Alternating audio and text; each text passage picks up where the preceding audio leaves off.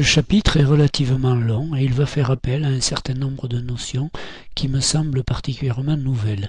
On aura également besoin d'avoir une assez bonne vision de la géométrie dans l'espace. En fait, dans ce chapitre, on verra plusieurs paragraphes. Un paragraphe sur la notion de maille élémentaire qui sera détaillé par la suite. On verra ensuite les réseaux métalliques, les réseaux ioniques et enfin les cristaux covalents. La notion de maille élémentaire. Alors, la première chose qui est nécessaire, c'est de préciser que pour qu'une structure soit cristalline, il faut en fait qu'elle se répète de façon régulière dans les trois dimensions de l'espace. D'où l'idée que cette structure qui va se répéter peut permettre de décrire le système dans sa globalité.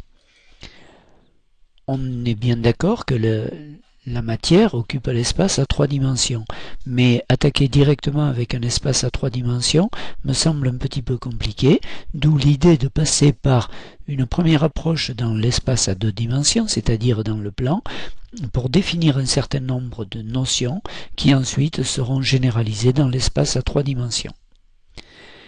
On peut donc, pour étudier un système dans le plan, en réalité, notre problème, ça va être de placer des sphères dans l'espace à trois dimensions. Donc, lorsqu'on va se placer dans le plan, eh bien, les sphères vont devenir des cercles. On peut voir comment placer ces cercles de façon suffisamment régulière dans le plan. Eh bien, on peut commencer par les aligner, c'est-à-dire qu'on va faire des cercles qui se touchent, qui sont en contact, et dont les centres passent par un même axe. Ceux-ci seront donc des cercles alignés. Maintenant qu'on a fabriqué une ligne de cercle, en quelque sorte, on peut se poser la question de comment combiner ces lignes. Eh bien, je vous propose deux présentations. Une première présentation dans laquelle on va avoir une première ligne, une deuxième ligne, une troisième et une quatrième ligne. Vous voyez que cette ligne, c'est la même que celle-là. Et bien, ensuite de quoi on va placer la deuxième ligne de telle sorte que les cercles soient en contact, un contact avec chaque cercle, comme ceci, et que lorsqu'on trace l'axe qui joint le centre des cercles ici, il soit aligné et il soit perpendiculaire à celui-ci. C'est-à-dire que tous les angles qu'on va observer ici seront de 90 degrés. À partir de là, imaginez un problème simple. Vous êtes carreleur et vous voulez obtenir sur le sol que vous allez carreler cette figure-là. La question c'est, quelle devra être la forme du carreau qui permettra de faire ceci? Eh bien, la forme que je vous propose, c'est donc une maille carrée que je vais entourer en rouge. On est bien d'accord? Vous voyez bien que si vous prenez des carreaux qui sont comme ceci, que vous les placez ici, ici, ainsi de suite, eh bien vous allez finir par obtenir cette figure-là, avec le problème effectivement des bords dont on parlera un peu plus tard. Ce que je vous dis, c'est que la première notion qu'il faudra retenir, c'est la notion de coordinance. La coordinance, c'est le nombre, ici, puisqu'on parle de cercles, on représente des cercles, c'est le nombre de cercles qui sont en contact avec chaque cercle.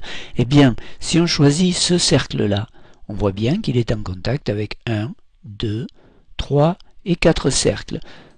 Les 4 que j'ai marqués d'un rond rose comme ceci, on peut donc parler d'une coordinance de 4. Vous voyez bien que si je prenais celui-là, j'aurais la même chose. 1, 2, 3 et 4. Bien entendu, le problème se pose toujours au bord, aux limites, mais encore une fois, pour l'instant, je vous propose de faire l'impasse là-dessus. On a par ailleurs le carré qui est caractérisé par la longueur de son côté, n'importe lequel, puisque les 4 côtés d'un carré sont égaux. Eh bien, on voit bien que ici, on a le côté du carré, que l'on appellera A, qui est donc strictement égal à 2R. Et, autre chose importante, combien y a-t-il de cercles dans la maille? Eh bien, vous voyez qu'à l'intérieur de la maille, il n'y a aucun cercle complet. En revanche, vous voyez qu'ici, il y a un quart de cercle, ici un quart de cercle, ici aussi, et ici aussi. Je dis un quart de cercle, puisqu'un cercle complet, c'est 360 degrés, que par définition, un carré, c'est 90 degrés. 90 degrés, ça fait bien un quart de 360. On a donc 4 fois un quart de cercle, ce que je vous ai mis ici, c'est-à dire 4 fois un quart, on pourrait préciser que ça fait 1 cercle par maille. La compacité, donc dès lors que on voit bien qu'on a de l'espace vide, la question qui se pose c'est la compacité. Alors quand on sera dans l'espace à 3 dimensions, on ne mettra pas R mais volume. En revanche, ici dans l'espace à 2 dimensions, on dit que la compacité c'est l'aire occupé divisé par l'aire de la maille. Alors l'aire occupé, c'est, on a dit qu'il y avait un cercle à l'intérieur. Donc un cercle, sa surface, son aire, c'est pi r2. Et on a dit que l'aire de la maille, le côté de la maille, c'est A. L'aire de la maille, c'est A au carré, mais comme A égale 2R, ça nous fait 2R entre parenthèses au carré, c'est-à-dire 4R2. Vous voyez qu'ensuite, en simplifiant par R2, on arrive à pi sur 4, ce qui nous fait environ 0,785. Ce qui revient à dire que dans cette structure que je vous ai présentée, la maille est occupée à 78,5%. C'est-à-dire qu'il y a 21,5% d'espace non occupé. On a une autre possibilité, enfin on en a beaucoup d'autres, mais je ne vais pas les mentionner toutes. Celle que je vais vous proposer maintenant est une possibilité intéressante, en particulier dans l'optique de la généralisation à l'espace à 3 dimensions.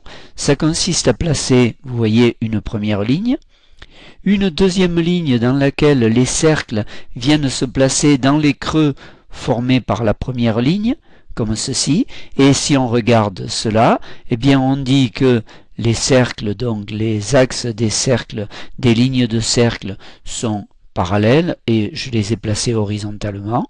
En revanche, si on trace l'axe qui joint le centre de ces cercles-là, eh bien par rapport au noir, il fait un angle de 60 degrés. Et si maintenant on trace l'axe qui joint les centres de ces cercles-là, eh bien par rapport au noir, l'angle est de 120 degrés. Alors encore une fois, 120 degrés ici, 60 degrés ici, et bien entendu, si on faisait ceci, pour les verts ça ferait 120 degrés, et pour les rouges, ici ça ferait 60 degrés. Les angles donc, 60 et 120 degrés. La maille que l'on va prendre cette fois-ci ne sera pas carrée, mais elle va être losange. Voilà, en trait magenta, la maille qui nous intéresse. On va pouvoir regarder la coordinance dans le cadre de cette maille. Je vais prendre ce cercle-là et je vais compter les cercles qui sont en contact avec lui. Vous voyez qu'il y en a 6 qui sont notés d'un petit rond bleu. La coordinance est donc de 6 pour les cercles dans ce type de maille. On est toujours avec A égale 2R ici, sauf que cette fois-ci, pour calculer le nombre de cercles par maille, je vais devoir prendre en compte le fait que tous les cercles ne sont pas impliqués de la même manière dans la maille. Si je considère celui-ci de cercle et celui-ci, on a un angle de 120 degrés ici, un angle de 120 degrés ici, ce qui fait 2 fois un tiers, comme vous le voyez. Et puis ce cercle-là et ce cercle-là, ce sont des angles de 60 degrés, c'est-à-dire un sixième, donc 2 fois un sixième également. La maille contient également un cercle en globalité. Pour calculer la compacité, en revanche, il faut calculer l'aire du losange. L'aire du losange, on va dire qu'un losange est comme ceci. Ici, on a 2R, ici, on a 2R. On va appeler ça H. Et donc, l'aire du losange, c'est A que multiplie H. Et comme H égale A racine 3 sur 2, cela nous fait A carré racine 3 sur 2, et comme A égale 2R, cela nous fait 2R carré racine 3. L'aire du losange est donc 2R carré racine 3. La surface occupée, encore une fois, un cercle, Donc la surface occupée c'est pi R2 divisé par 2R2 racine 3, ce qui nous fait pi sur 2 racine 3, ce qui nous fait environ 0,906, c'est-à-dire que dans ce cas on a 90,6% de l'espace qui est occupé par des cercles.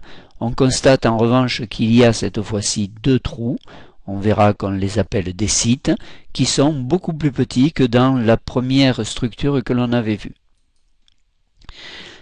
On va maintenant justement parler de cette notion de site. Effectivement, une compacité inférieure à 1, c'est-à-dire moins de 100% de l'espace occupé, ça indique qu'il y a de l'espace non occupé. Eh bien, cet espace va donc être appelé site.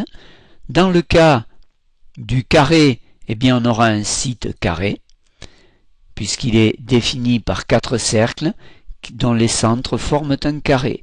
Et ce que l'on va donc retenir, c'est qu'on définira la taille du site carré en indiquant que c'est le rayon du cercle le plus grand qu'on peut placer dans cet espace sans modifier la position relative des 4 cercles qui forment ce site carré. La dimension de ce site, c'est donc la dimension d'un rayon, c'est la raison pour laquelle je l'appellerai RI. Pour le déterminer, eh bien, je vais dire que ça, c'est A. La diagonale de ce carré, c'est A racine de 2.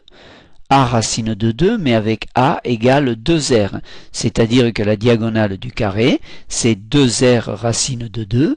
Et par ailleurs, sur cette diagonale, j'ai au maximum 1R, 2R et 2 rayons du cercle vert que j'ai placé ici.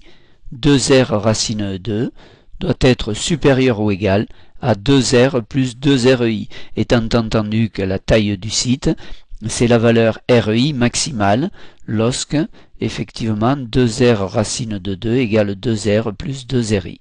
Ce qui revient à dire que RI est au maximum égal, quand on réarrange ceci, à R, facteur de racine de 2 moins 1. Dans le cas du deuxième arrangement de cercle qu'on avait vu, de lignes de cercle qu'on avait vu, on se retrouve non pas avec un, mais avec deux sites qui vont être des sites triangulaires. Ces sites triangulaires auront comme dimension R'I. On va représenter le losange. Ici, on va indiquer que ça, c'est la valeur de H. Le centre de la position du centre du cercle vert va être aux 2 tiers de H, 2 tiers de H, égale donc 2 tiers de A racine 3 sur 2, et comme A égale 2R, vous voyez que cela nous amène à 2 tiers de R racine 3, qui va donc être supérieur ou égal à R plus R'I. Cela nous amène à R'I inférieur ou égal à R, facteur de 2 sur racine 3 moins 1. On va maintenant passer, puisqu'on a vu un certain nombre de notions qu'il était intéressant de définir dans l'espace à 2 dimensions, on va maintenant passer à l'espace à 3 dimensions et faire de la chimie à proprement parler en étudiant les réseaux métalliques. Pour étudier ces réseaux métalliques, on verra plusieurs paragraphes. Un paragraphe où on expliquera comment se forme la liaison métallique et quelques structures de réseaux métalliques en faisant une conclusion sur les divers types de mélanges que l'on pourra observer, les divers types de mélanges de métaux ou bien de métaux avec autre chose. On va commencer par la liaison métallique. Eh bien, il est connu de tous que certaines propriétés des métaux sont caractéristiques. La première des caractéristiques des métaux, c'est que généralement ils sont durs. On a bien entendu quelques exceptions telles que le mercure, mais globalement, quand on pense métaux, on pense dureté. Par ailleurs, on a essentiellement des fils de cuivre pour conduire le courant électrique, et c'est une caractéristique assez courante des métaux. Ils conduisent bien, pas assez, très courante des métaux, ils conduisent bien le courant. Et enfin, si on rentre plus à l'intérieur de la structure, les atomes de métal ont pour caractéristique commune de très facilement libérer un ou plusieurs électrons. Alors à partir de là, eh bien l'idée que l'on s'est faite de la liaison métallique, ça consiste à dire que on a une structure métallique. Si un métal veut se rajouter dans cette structure métallique, il devra d'abord donner lieu à une opération que je vais vous écrire. C'est l'atome de métal devient Mn+, en libérant N électrons. En réalité, les N électrons qui seront libérés seront les électrons de la couche la plus externe de l'atome de métal. À partir de là, on dira, eh bien, on a ces N électrons et on a Mn+, et Mn+ sera assimilé à une sphère rigide, c'est-à-dire une sphère totalement indéformable.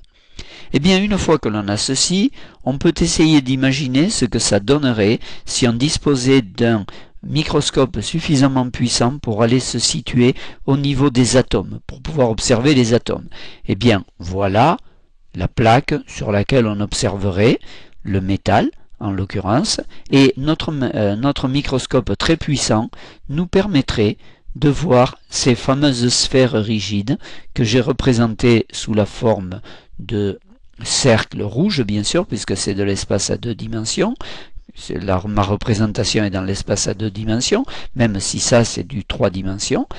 Et que sont devenus les électrons? Eh bien, les électrons forment tout simplement ce qu'on appelle la mer d'électrons, c'est-à-dire que l'on a des sphères rigides et chargées positivement, c'est-à-dire qu'elles se repoussent entre elles, et les électrons qui circulent là-dedans assurent en quelque sorte la liaison, assure la rigidité de l'ensemble, la solidité de l'ensemble, la cohérence de l'ensemble, et donc on peut dire que la mer d'électrons joue en quelque sorte le rôle de ciment entre les sphères rigides.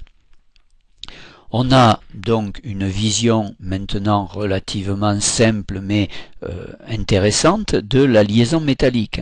Dans la liaison métallique, on a les atomes, les cations métalliques, avec entre eux des électrons qui assurent le liant. Bien entendu, cela explique la dureté, puisque toutes ces sphères métalliques vont avoir une position bien fixée les unes par rapport aux autres, et d'autre part la possibilité de bien conduire le courant, puisque effectivement les électrons ne sont plus associés à un atome particulier, mais peuvent se déplacer à l'intérieur du fil de cuivre par exemple, mais de toute autre structure métallique. On va donc maintenant attaquer avec la maille cubique simple qui est a priori la plus simple de toutes les mailles cubiques. Alors avant, on va commencer par indiquer que cette maille cubique simple s'obtient en reproduisant la première structure de l'espace à 2 dimensions que je vous ai mentionné. Vous vous rappelez, des lignes de cercle, des lignes que l'on place les unes en dessous des autres de manière à avoir des choses perpendiculaires, eh bien cela, si on passe de cercle à sphère, ça va nous faire une couche, et des couches strictement identiques vont se répéter dessus. J'ai essayé de vous faire un schéma très ésotérique de ce que ça pourrait donner, et la maille là-dedans, eh bien voilà, elle réunira 8 atomes pour faire comme ceci 8 sommets, et je voudrais juste terminer cette présentation très sommaire et un peu effrayante, je m'en doute, en vous disant que ça c'est effectivement pratiquement impossible à visualiser. D'où l'idée que on va passer de la maille de la structure dans sa globalité à la maille, et c'est la maille que l'on va décrire. On peut quand même, avant de passer vraiment à ceci, pour encore plus justifier le côté impossible à visualiser, dire que si on prend une mole de métal, c'est en général quelques grammes, et cela nous fait 6,022 10 puissance 23 atomes. Eh bien, si on place ces atomes dans l'espace à 3 dimensions, cela nous fait 85 millions d'atomes par unité. Pour faire simple, ça nous fait des lignes de 85 millions d'atomes, des couches de 85 millions de lignes de 85 millions d'atomes, et ces couches-là, on va en trouver 85 millions les unes sur les autres. Bien d'accord qu'il n'est pas possible de représenter cela, on y passerait une vie et ça ne suffirait pas. Autre chose que je voulais vous indiquer, je vous ai déjà parlé du phénomène de marge, de bordure. Vous voyez bien que quand on a une structure avec 85 millions d'unités, l'essentiel de la structure est à l'intérieur et on a dans chaque dimension deux unités qui sont en bordure. 2 sur 85 millions, ce n'est donc pas sur elles qu'on va passer notre temps. On attaque donc maintenant la structure cubique simple et encore une fois, je vais vous faire un petit préalable, une remarque préliminaire, c'est la représentation des mailles. Alors lorsqu'on est en présentiel, on peut constater qu'on a deux types de représentation. D'une part, une représentation qu'on appelle compacte, dans laquelle on a les sphères qui sont en contact, comme ceci. Vous voyez, les 4 de devant, les 4 de derrière, ça nous en fait 8 comme ceci, c'est ce qu'on appelle le modèle compact, et la maille, eh bien, elle rejoint, c'est un cube qui rejoint entre eux les centres de ces 8 sphères. Ceci étant, on est bien d'accord que ça nous donne une vision plus claire de ce qu'est, plus précise de ce qu'est le modèle, la nature de ce métal. En revanche, il est bien évident que c'est très compliqué si on veut aller voir à l'intérieur, d'où l'idée qu'à côté de ce modèle compact, on aura le modèle éclaté. Alors vous voyez qu'au lieu d'être en contact, cette fois-ci, les cercles sont faits de façon plus petite, de manière à permettre d'observer l'intérieur de la maille. Alors ici, je voudrais quand même faire une observation également sur ces deux représentations. Systématiquement, la maille est observée d'un peu au-dessus et légèrement sur la droite. Ce qui fait que lorsque vous avez ce cube, eh bien vous voyez directement la face de droite, directement la face de devant et directement la face du haut. En revanche, vous voyez au travers de la maille la face gauche, la face arrière et la face du bas. Vous voyez que ces traits en pointillés indiquent que ce sont les arêtes qui sont vues au travers de la maille. Donc les 4 ici sont les 4 atomes de devant, 1, 2, 3 et 4. En revanche, les 4 atomes de derrière, je vais montrer celui-là, celui-là et celui-là, 1, 2 et 3. En revanche, le quatrième, je vais le montrer d'une couleur un peu différente, non pas parce qu'il est d'une nature différente, mais parce qu'il est vu différemment.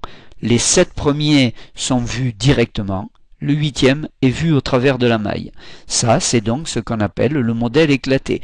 A priori, il faut être capable de passer d'une vision à l'autre, d'utiliser les caractéristiques données par le modèle compact et les caractéristiques données par le modèle éclaté. Vous voyez ici, donc, pour vous illustrer cela, j'ai changé la couleur de celui-là pour retrouver la même couleur qu'ici. On va continuer avec la structure cubique simple en donnant les caractéristiques essentielles de cette structure cubique simple. J'ai donc replacé les 8 atomes, les 8 sphères, Mn+, vous vous rappelez, et maintenant, eh bien, je vais commencer par indiquer, par calculer le nombre d'atomes à l'intérieur, le nombre de sphères Mn+ à l'intérieur. Vous voyez que vous en comptez 8 ici, sauf que si vous prenez un sommet, par exemple celui-là, vous voyez bien que ce sommet pourra appartenir à 8 cubes. Si vous avez un doute, vous prenez 8 boîtes relativement cubiques ou 8 livres, n'importe quelle structure va pouvoir, n'importe quoi qui soit sinon cubique, du moins qui soit sous forme de pavé, vous permettra de vérifier que vous avez 8 cubes. Vous pourrez coller un cube ici, un cube dessus, un cube également entre les deux, et puis 4 cubes derrière, ce qui revient à dire que ce sommet appartiendra à 8 cubes. Puisqu'il appartient à 8 cubes, il compte pour un huitième dans chacun des cubes. Et donc, ce que je vous note là, chaque sommet est commun à 8 mailles, donc le nombre d'atomes par maille, ça va être un huitième, mais multiplié par 8, puisqu'il y a 8 atomes. 8 fois un huitième, là je vous ai mis que le résultat ça faisait 1, je pense que ça ne vous pose pas problème. La coordinance est de 6. Alors là, il va falloir faire appel, bien constater que on va avoir plusieurs mailles collées les unes aux autres et que ce sont toutes ces mailles qui nous permettront de retrouver cette coordinance. Si je prends celui-là, avec combien d'atomes est-il en contact? Eh bien, j'en compte un ici, un ici, un ici. Pour avoir l'idée du contact, il faut bien se rappeler qu'on a vu le modèle compact dans lequel on avait bien contact ici, contact ici, contact ici. En fait, entre tous les sommets, les cercles qui sont à tous les sommets sont bien en contact. Eh bien, les trois qui sont là sont bien effectivement en contact. Je vous ai dit coordinance 6, il en manque 3. Pour avoir ces trois derniers, eh bien je vais être amené à considérer le sommet qui est ici dans le prolongement et qui va faire partie de la maille de droite. Je vais considérer le sommet qui est ici qui va faire partie des deux mailles de derrière ici et celui-là qui va faire partie des deux mailles, des quatre mailles même de dessous, comme ceci. Donc cela signifie que là j'ai bien 1, 2, 3 visibles, 4, 5 et 6 en comptant ceux qui sont dans les mailles d'à côté. Par ailleurs, puisque l'on a contact ici, ça veut dire que l'on a A, l'arête de la maille cubique, qui vaut 2R. Et donc à partir de là, le volume d'une maille cubique, ça va être A au cube, c'est-à-dire 2R entre parenthèses au cube, et quand on développe, cela nous fait 8R au cube. Le volume occupé, eh bien, on a dit un atome, donc un atome c'est une sphère de rayon R, et une sphère de rayon R a pour volume 4 tiers de pi R3. On a donc le volume occupé qui est 1 fois 4 tiers de pi R3. À partir de là, la compacité, eh bien c'est 4 tiers de pi R3 sur 8 R3. Vous voyez que quand on réarrange, on simplifie les R, on simplifie le 4 avec, il va nous rester 1 ici, il va nous rester 2 ici. Le 3 qui va passer ici, ça nous fait pi sur 6, c'est-à-dire 0,52. La masse d'une maille maintenant. Eh bien, la masse d'une maille, c'est la masse d'un atome, encore une fois, puisqu'on a un seul atome dans la maille. Eh bien, la masse d'un atome, c'est quoi? C'est la masse, on sait que la masse d'une mole, c'est la masse de Na atomes. Donc, si on divise la masse molaire par Na, on va avoir la masse d'un atome. Alors, j'ai mis le coefficient 10-3, parce que généralement, les masses molaires sont donnés en grammes par mol, et si donc on veut avoir la masse de la maille en kilogrammes, il faut convertir les grammes en kilogrammes, et c'est là qu'intervient le coefficient 10 puissance moins 3. En quoi est-ce que la maille est intéressante? Eh bien, la masse de la maille est intéressante parce que elle va nous permettre d'établir la masse volumique d'un métal qui cristallise en structure cubique simple. En effet, c'est quoi la masse volumique? La masse volumique, c'est la masse d'un échantillon divisé par le volume de cet échantillon. Si ici, je prends comme échantillon la maille élémentaire, je sais que la maille élémentaire a une masse que j'exprime comme ceci, et je sais par ailleurs que le volume de la maille, c'est 8R au cube, ce qui m'amène, donc je vous rappelle là la valeur du nombre d'Avogadro, à une masse volumique, ρ égale, donc la masse d'un atome, c'est-à-dire m 10-3 sur Na, divisé par le volume de la maille. Alors il n'est pas nécessaire de retenir cette formule qui se retrouve très simplement dès lors qu'on a compris comment on fait le calcul. On les fera pour les autres structures, mais encore une fois, ce n'est pas nécessaire de retenir ces formules, il est plutôt intéressant de comprendre comment on établit cette formule de la même manière que comment on établit la formule de la compacité.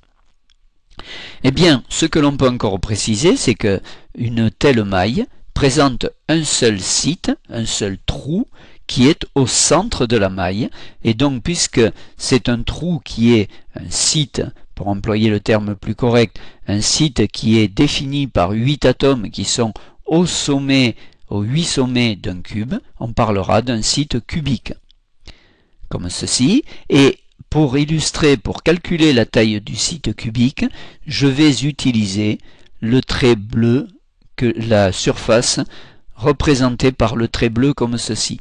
Mais avant de passer à ce calcul, on va reprendre ce que je viens de vous dire concernant le site cubique, mais en utilisant le modèle compact.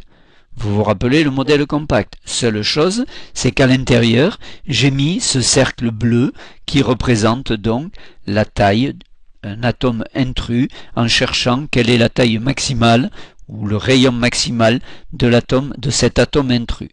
Pour cela, je vais ouvrir. J'ai donc enlevé 2 de devant, comme ceci, et là, vous voyez apparaître la structure, le rectangle que l'on avait dans la diapo précédente. Ici, cette zone-là va nous permettre de déterminer quelle est la taille maximale de celui-ci. Vous voyez que on va passer à la diapo précédente pour alléger un peu le schéma, en particulier enlever ceux de derrière. Voilà, on retrouve bien exactement la même chose. On a bien le fait que ici, c'est le rayon de l'arête, c'est-à-dire c'est A. Ici, c'est pareil. Et là, ça va être A racine de 2, puisque c'est la diagonale du carré. Et donc, si on trace celle-ci, c'est la diagonale du cube, la grande diagonale, et celle-là, elle vaut A racine 3. Si on regarde A racine 3, sur A racine 3, qu'est-ce qu'on a? On a un R, 2 R, et on traverse par en par l'atome bleu, donc c'est-à-dire que l'on aura 2 RI, ce qui revient à dire que A racine de 3, A vaut 2R, donc A racine 3 égale 2R racine 3, doit être supérieur ou égal à 2R plus 2RI. Tout réarrangé, ça nous fait RI doit être inférieur ou égal à R racine 3 moins 1. Et ça, c'est donc la taille du site cubique. On va terminer par une représentation de la maille. On va peut-être pas accorder une importance très grande pour l'instant à cela. C'est un souci d'animation sur mon diaporama. Donc, je constate que j'ai les 8 atomes comme ceci, et cette fois-ci, pour regarder cette maille, je vais la regarder du dessus. Ça, c'est l'œil de l'observateur. Vous admettrez le côté un petit peu art moderne de l'œil que j'ai représenté. Mais ce qui est important, c'est que, en fait, cet observateur, qu'est-ce qu'il va voir? Quand il va être à la verticale d'ici, il va voir celui-là, et il ne verra pas celui-là parce qu'il lui est caché. Il va voir celui-là, il ne verra pas celui-là parce qu'il lui est caché, et ainsi de suite. Et par ailleurs, ce qu'il va voir, c'est un carré. Donc, l'observateur qui est à la verticale de la maille voit les 4 sphères du haut, qui sont au sommet d'un carré, et les 4 sphères du bas qui lui sont marquées par les 4 atomes du haut. Voilà ce qu'il voit. Il voit celui-là. Alors, donc, s'il est ici, bon, il faut savoir où il a ses pieds et sa tête, mais il a donc ces 4-là qui sont ici. Et donc, dessous, il y en a 4 autres. Il faut indiquer qu'il y en a 4 autres qu'on ne voit pas. Et pour cela, on va donc finaliser la représentation de la maille vue du dessus. On est bien d'accord. Et on doit affecter les indices 0 et 1 à tous les atomes représentés. C'est-à-dire qu'ici, on dira, à côté, on mettra 0, 1, 0, 1, 0, 1, 0, 1, ou encore, on mettra un cercle en disant 0, 1.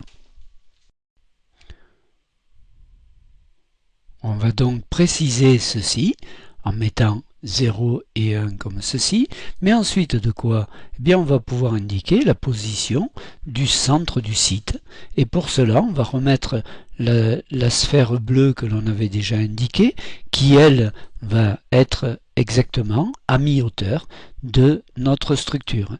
Et donc, on est comme ceci, avec l'indice 1,5. J'insiste bien sur un dernier point pour qu'il soit bien clair, c'est que l'indice 0 indique qu'on est en bas, l'indice 1 qu'on est en haut. C'est-à-dire que les 4 qu'on voit ici sont à l'indice 1, les 4 qui sont masqués sont à l'indice 0.